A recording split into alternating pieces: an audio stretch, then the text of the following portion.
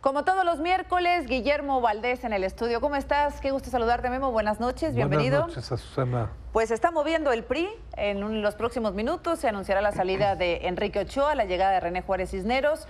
¿Es una bocanada de oxígeno para Meade o es un paciente que ya está moribundo y desahuciado, Guillermo? Mira, yo creo que, pues es una renovación que puede mejorar algunas cosas. Si hacemos un poco recuento para entender la salida de... El PRI es un partido con mucha tradición, con mucha historia, con muchos problemas, que tuvo un gran aviso de que necesitaba renovarse a fondo en el 2000 cuando pierde la presidencia por primera vez. Tuvo 2 sexenios fuera de Los Pinos, no hizo gran cosa por renovarse. Ganan 2012, piensan que pueden volver por sus fueros y quedarse otros 50, 70 años en el poder, sin renovarse, sin cambiar ideología, sin mejorar formas de organización, de estructura, de formas de hacer política, etcétera, y con un sexenio muy malo en términos de inseguridad, de corrupción, de crecimiento, etcétera. Todo eso se va a la mala imagen del PRI. Entonces, necesita el PRI, frente a eso, un candidato externo que venga a tratar de rescatar la mala imagen. Pero claramente el experimento de haber puesto un agente del Estado, del grupo del presidente Peña, que es Enrique Ochoa, que es ajeno a toda esa estructura, no fue bien vista. Y entonces tanto Enrique Ochoa como Meade entraron con calzador y se está viendo que esto no crece. Entonces, la llegada de René Juárez, yo creo que sí viene a resolver quizá problemas dentro del PRI. O sea, a que el que sea el dirigente formal del partido sea una gente que conozca más, que se entienda mejor con las estructuras, ¿verdad? Que hable el lenguaje. Pero el problema de la campaña de Meade no es solamente dentro de su partido, sino es hacia afuera del PRI. Y ahí no hay cambio que se vea claramente, cuando menos hasta ahora, de qué pudiera haber de novedad para el electorado, no para los priistas, con este cambio.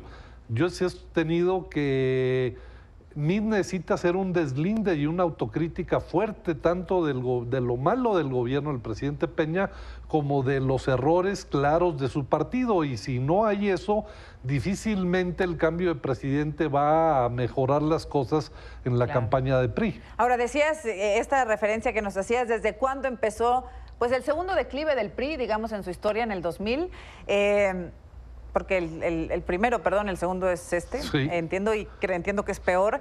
En el 2012, cuando llega Enrique Peña Nieto, parecía que el PRI realmente había cambiado, al menos en lo que se mencionaba con el Pacto por México, reformas estructurales, la seguridad incluso mejoró en el primer año y medio, y luego las cosas se vinieron abajo porque finalmente lo que tú refieres, Guillermo, es que el PRI no se reestructuró desde la base. Sí, pero, o sea, una cosa es que el gobierno haya intentado empujar con cierto éxito en cuanto a las reformas estructurales que fueron aprobadas el gobierno, pero en lo que era el partido, el aparato del partido, ese no tuvo modificaciones. Yo creo que el PRI le haría falta una renovación a fondo de programa, de principios, de prácticas, de gente, hasta quizá de nombre. Entonces, y eso se les fueron los 6 años sin haberlo hecho. Ahorita pues ya es tarde, ¿no? Ahora, Guillermo, ¿algún acierto? Digamos, ha sido un sexenio terrible en inseguridad, ha sido un sexenio terrible en corrupción. ¿Hay algún acierto que podamos rescatar? Mira, yo sí creo, por ejemplo, que algunas reformas sentaron las bases de cosas muy importantes para el país. Por ejemplo, la reforma educativa contiene cambios muy importantes al modelo educativo del país, el haberle quitado al sindicato el control de las plazas y de la nómina del magisterio, el haberle quitado el control a la CENTE del Instituto Estatal de Educación en Oaxaca, son avances importantísimos que no debiéramos menospreciar.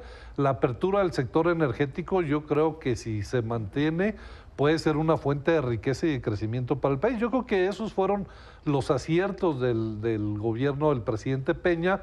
La instrumentación de esas reformas ha sido muy heterogénea y lenta a veces, con errores, etcétera, pero yo creo que ese fue un gran acierto que es defendible. Que quedaron totalmente oscurecidos con el tema de la corrupción y de la inseguridad. Ahora, hoy se revelan dos o tres encuestas más, en donde José Antonio Meade parece no tener ninguna posibilidad. ¿Este cambio en la dirigencia le da una opción, una posibilidad de crecer, al menos acercarse al segundo lugar? Lo que Meade trae, según las encuestas, alrededor de 18% de intención de voto. Algunas un poquito más, unas otras un poquito menos.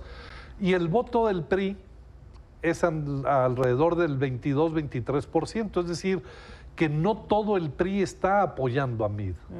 Entonces, este cambio de ser bueno y de, en caso de que René Juárez asuma el mando y ponga en orden y dé confianza a la estructura priista, a los gobernadores, etcétera, puede ganarle unos puntos y consolidar el voto priista en torno a Meade. Lo que falta es el de fuera de los priistas. Claro. Que probablemente no le alcancen 59 días. Ahora dice 18% Meade. ¿Con cuánto se quedaron La Bastida y Madrazo? ¿Lo traes el dato ahí fresco?